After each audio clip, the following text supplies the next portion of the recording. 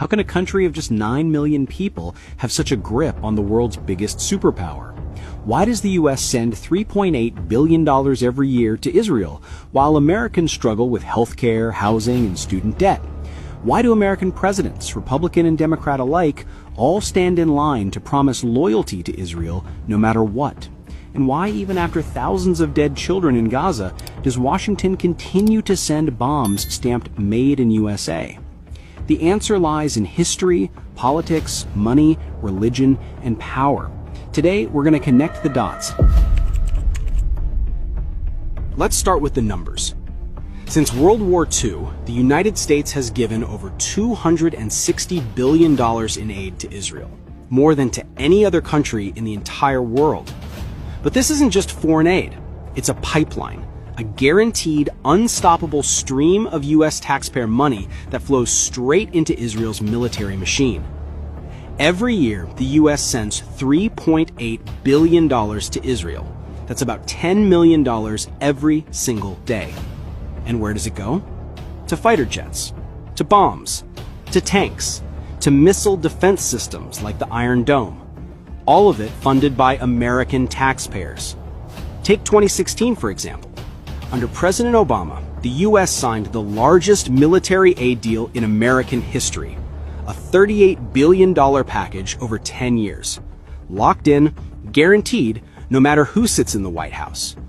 That means while Americans argue about how to pay for healthcare or education, Israel never has to worry about where its next warplane is coming from. Here's the catch. Much of this money never even leaves the U.S. By law, a huge portion of the aid must be spent on American defense companies, giants like Lockheed Martin, Boeing, and Raytheon. So Israel gets the weapons, the corporations get the profits, and ordinary Americans, they get the bill. Take the F-35 stealth fighter jet. Each one costs around $80 million. The U.S. has supplied dozens to Israel, making it one of the few countries in the world with access to this next-generation aircraft. Meanwhile, teachers in Detroit buy school supplies out of their own pockets. Or consider Israel's Iron Dome. This missile defense system has received over $2.6 billion in U.S. funding since 2011. That's money that could have rebuilt crumbling U.S. infrastructure. Bridges, roads, and water systems that experts say will cost over $2 trillion to repair. While Israel expands its military arsenal, over 500,000 Americans are homeless. While Israeli cities are shielded by U.S.-funded defense systems, tens of millions of Americans live without health insurance. So ask yourself, why does a nation of 9 million people get unlimited U.S. tax dollars while 330 million Americans are told there's no money for basic needs? This isn't generosity. It's not charity. It's an investment in war, an investment in the military-industrial complex that profits from endless conflict. And behind every dollar, every deal, every jet and missile is a network of politics, lobbying, and influence that keeps this pipeline flowing. So the question is, why?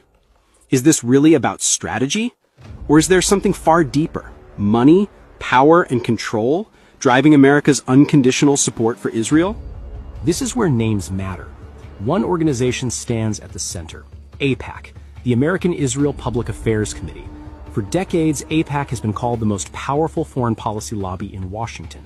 Its annual conferences draw thousands of politicians, business leaders, and donors, with U.S. presidents, both Republican and Democrat, showing up to pledge loyalty on stage. But it's not just speeches, it's money. In the 2022 midterms alone, pro-Israel groups poured over $30 million into campaign donations. AIPAC's Super PAC, the United Democracy Project, spent millions to defeat candidates who criticized Israel.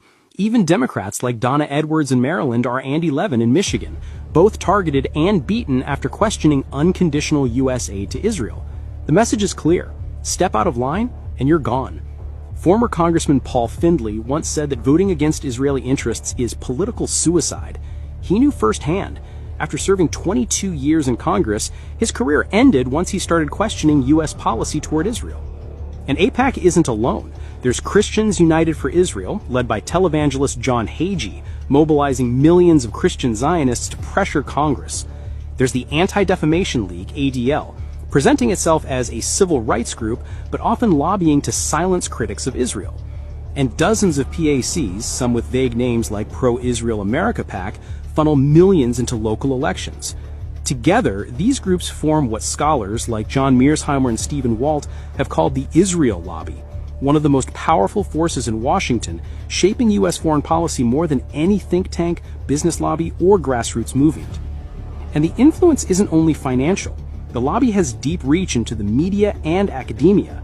Organizations like the Middle East Media Research Institute, or MEMORY, and the Washington Institute for Near East Policy, or YNEP, pump out reports, op-eds, and talking points that frame Israel as America's indispensable ally.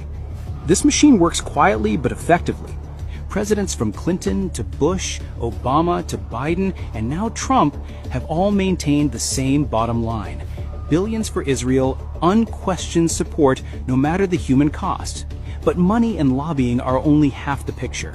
There's something deeper, a narrative, a story that has been carefully crafted for decades.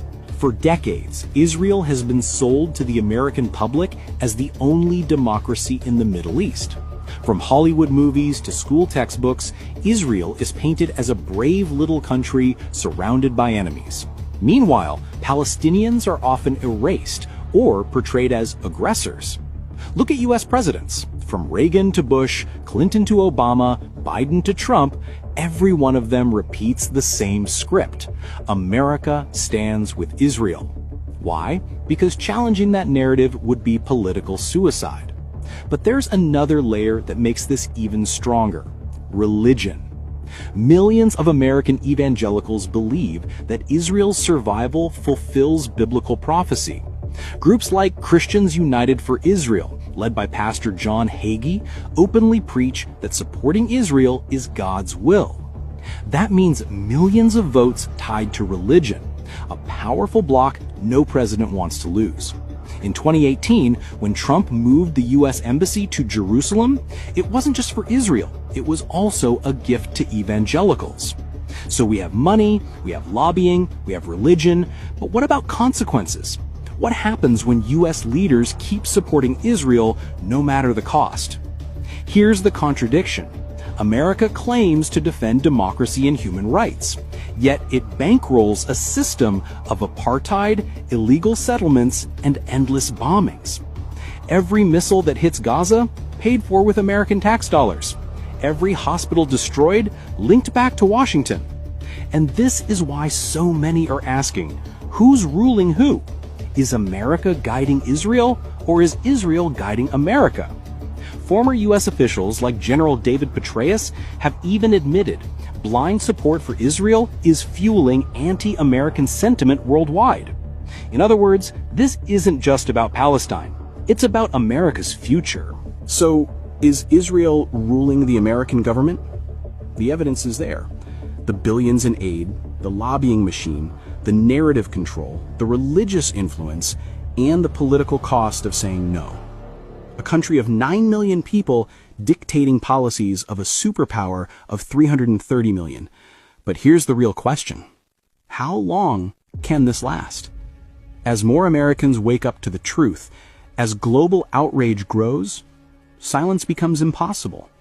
And when that silence finally breaks, the question won't just be about Israel. It'll be about America itself. Whose interests is Washington really serving? Its people or someone else's?